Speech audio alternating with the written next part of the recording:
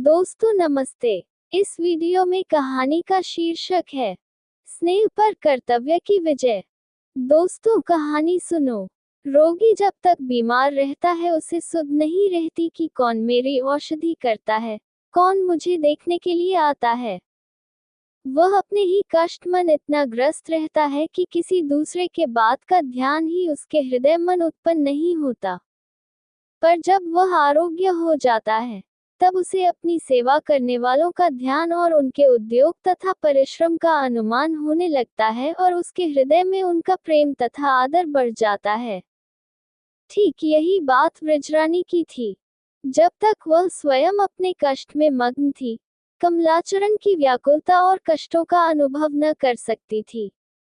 निस्संदेह वह उसकी खातिरदारी में कोई अंश शेष न रखती थी, परंतु यह व्यवहार पालन के विचार से होती थी, न कि सच्चे प्रेम से।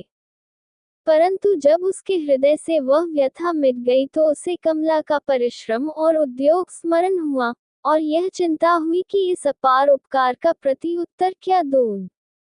मेरा धर्म था सेवा सत्कार से उन्हें सुख देती, पर सुख देना कैसा, उल्टे उनके प्राण ही की गाहक हुई हूँ। वे तो ऐसे सच्चे दिल से मेरा प्रेम करें और मैं अपना कर्तव्य ही न पालन कर सकूं। ईश्वर को क्या मुंह दिखाऊंगी। सच्चे प्रेम का कमल बहुधा कृपा के भाव से खिल जाया करता है। जहाँ रूप यौवन, संपत्ति और प्रभुता तथा स्वाभाविक सौजन्य प्रेम के बीच बोने में अकृत कार्य रहते हैं, वहाँ प्रायः उपकार का जादू चल जाता है। कोई हृदय ऐसा वज्र और कठोर नहीं हो सकता जो सत्य सेवा से द्रवीभूत न हो जाए। कमला और वृजरानी में दिनों दिन प्रीति बढ़ने लगी।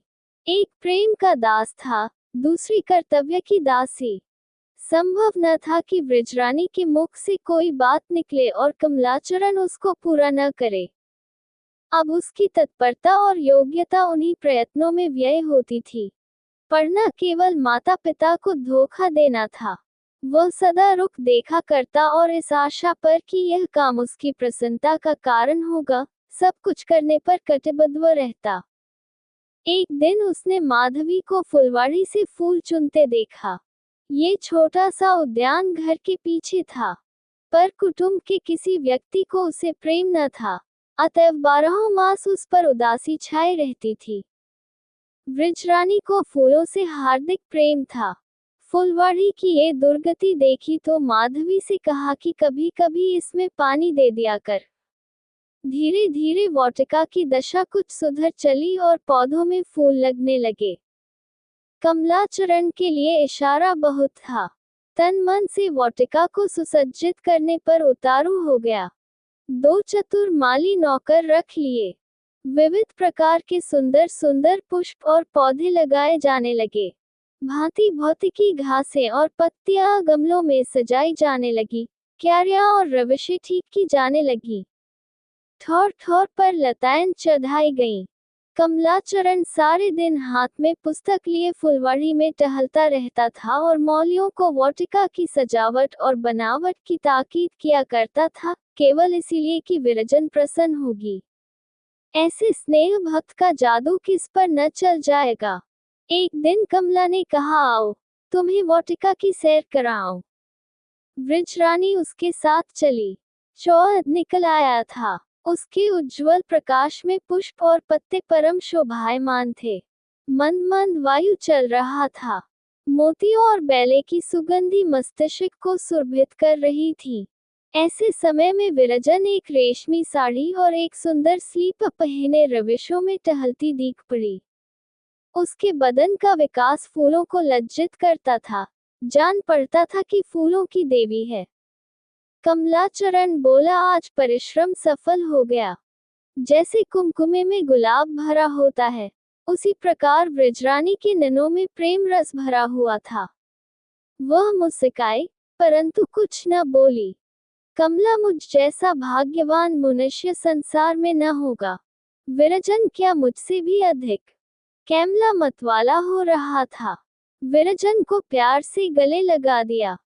कुछ दिनों तक प्रतिदिन का यही नियम रहा। इसी बीच में मनोरंजन की नई सामग्री उपस्थित हो गई।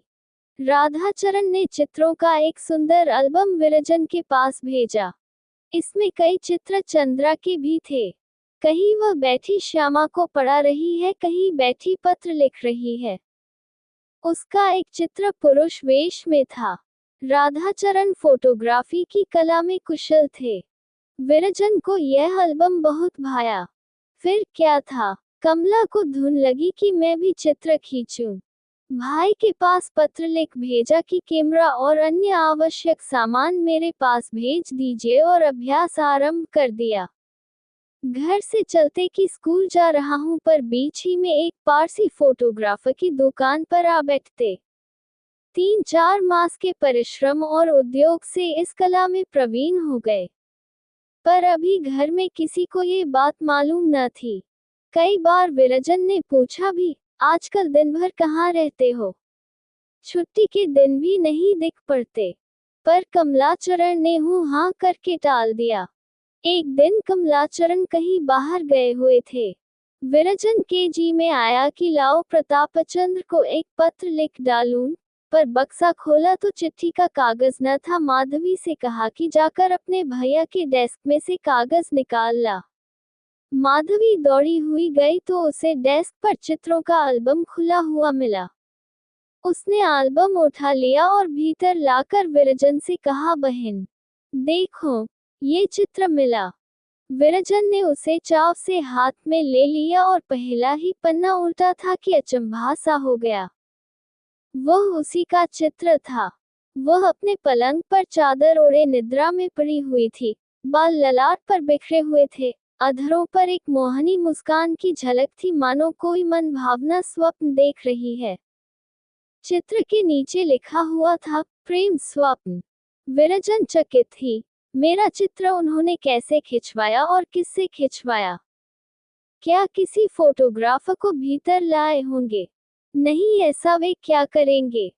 क्या आश्चर्य है, स्वयं ही खींच लिया हो।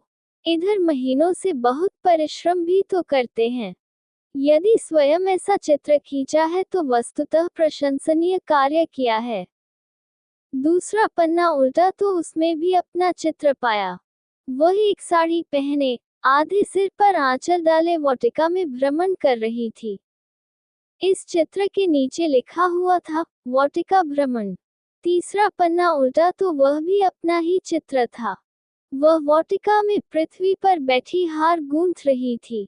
ये चित्र तीनों में सबसे सुंदर था, क्योंकि चित्रकार ने इसमें बड़ी कुशलता से प्राकृतिक रंग भरे थे। इस चित्र के नीचे लिखा हुआ था, अलबेली मालिन। अब विरजन को ध्यान आया कि एक दिन जब मैं हार गूंथ रही थी तो कमलाचरण नील के कांटे की झाड़ी से मुस्कुराते हुए निकले थे। अवश्य उसी दिन का ये चित्र होगा। चौथा पन्ना उल्टा तो एक परम मनोहर और सुहावना दृश्य दिखाई दिया। निर्मल जल से लहराता हुआ एक सरोवर था और उसके दोनों तीरों पर जहां तक दृष्टि पहुंचती थी, गुलाबों की छटा दिखाई देती थी। उनके कोमल पुष्प वायु के झोंकों से लचके जाते थे। ऐसा ज्ञात होता था, मानो प्रकृति ने हरे आकाश में लाल तारे टांक दिए हैं। किसी अंग्रेजी चित्र का अनुकरण प्रतीत होता था। एल्बम के और पन्ने अभी कोरे थे। विरजन ने अपने चित्रों को फिर देखा और स्वाभिमान आनंद से, जो प्रत्येक रमणी को अपनी सुंदरता पर होता है, एल्बम को छिपा कर रख दिया। संध्या को कमलाचरण ने आकर देखा तो एल्बम का पता नहीं। हाथों से तोते उड़ गए। चित्र उसके कई मास के कठिन परिश्रम के फल थे और उसे आशा थी कि यही एल्बम उपहार देकर विरजन के हृदय में और भी घर कर लूंगा। बहुत व्याकुल हुआ। भीतर जाकर विरजन से पूछा तो उसने साफ इनकार किया। बेचारा घबराया हुआ अपने मित्रों के घर गया कि कोई उन्मन से उठा ले गया हो, पर वहां भी फप्तियों के अतिरिक्त और कुछ हाथ न लगा। निदान जब महाशय पूरे निराश हो गए तो शाम को विरजन ने एल्बम का पता बतलाया। इसी प्रकार दिवस आनंद व्यतीत हो रहे थे। दोनों यही चाहते थे कि प्रेम क्षेत्र में मैं आगे निकल जाऊं, पर दोनों के प्रेम में अंतर था। कमलाचरण प्रेमोन्माद में अपने को भूल गया, पर इसके विरुद्ध वह विरजन का प्रेम कर्तव्य की नींव पर स्थित था। हाँ, यह आनंदमय कर्तव्य था। 3 वर्ष व्यतीत हो गए। वह उनके जीवन के 3 शुभ वर्ष थे। चौथे वर्ष का आरंभ आपत्तियों का आरंभ था। कितने ही प्राणियों को संसार की सुख सामग्रियां इस परिमाण से मिलती है कि उनके लिए दिन सदा होली और रात्रि सदा दिवाली रहती है। पर कितने ही ऐसे हतभाग्य जीव हैं जिनके आनंद के दिन एक बार बिजली की भांति चमककर सदा के लिए लुप्त हो जाते हैं। वृक्षरानी उन्हीं अभागे में थी। वसंत की ऋतु थी। सीरी सीरी वायु चल रही थी। सर्दी ऐसे कड़ाके की पड़ती थी कि कुओं का पानी जम जाता था। उस समय नगरों में प्लेग का प्रकोप हुआ। सहस्रों मनुष्य उसकी भेंट होने लगे। एक दिन बहुत कड़ा ज्वर आया। एक गिल्टी निकली और चल बसा। गिल्टी का निकलना मानो मृत्यु का संदेश था। क्या वैद्य, क्या डॉक्टर, किसी की कुछ न चलती थी। सैकड़ों घरों के दीपक बुझ गए।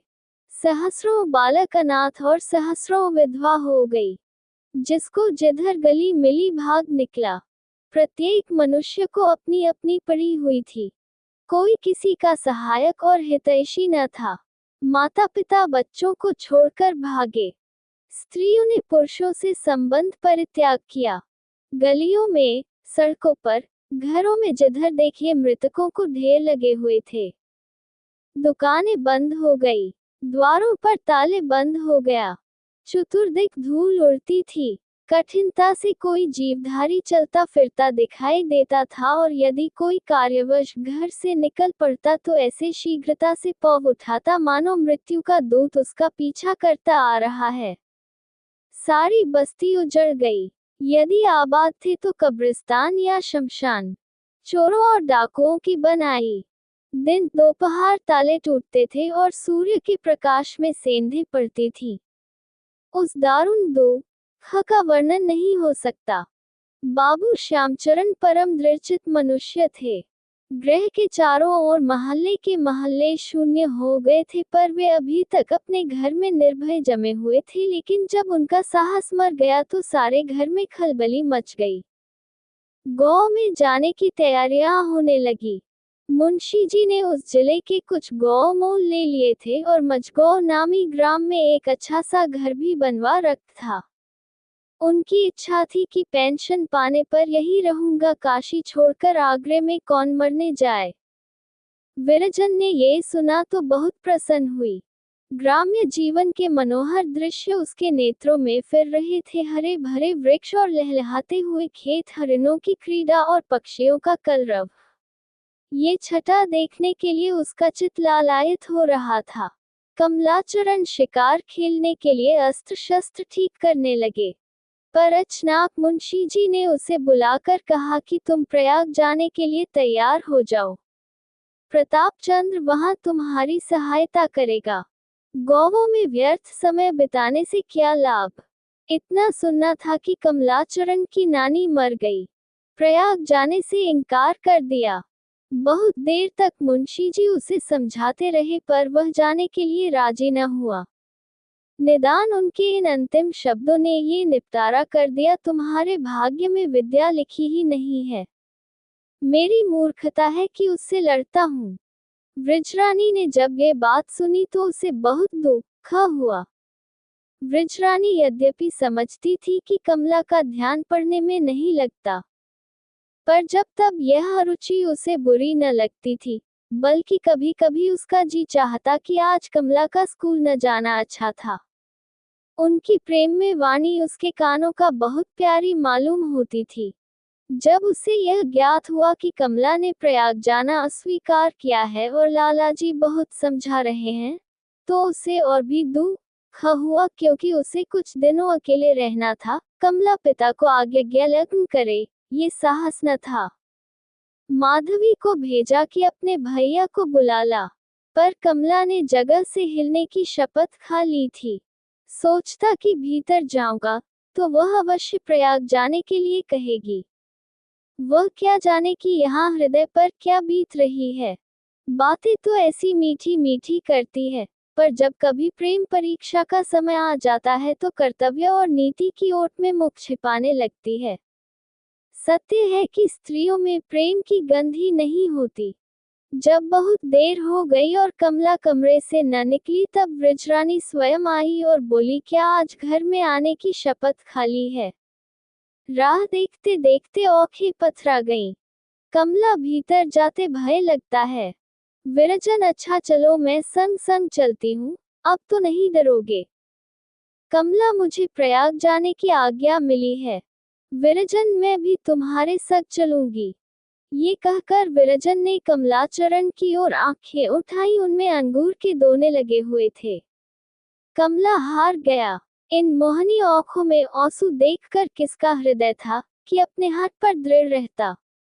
कमला ने उसे अपने कंठ से लगा लिया और कहा, मैं जानता था कि तुम जीत जाओगी, इसीलिए भीतर न जाता था। रात भर प्रेम वियोग की बातें होती रहीं। बार बार आंखें परस्पर मिलती, मानो वे फिर कभी न मिलेगी। शोक किसे मालूम था कि यह अंतिम भेंट है। विरजन को फिर कमला से मिलना नसीब न हुआ। दोस्तों, अगली वीडियो देखने के लिए चैनल सब्सक्राइब करें।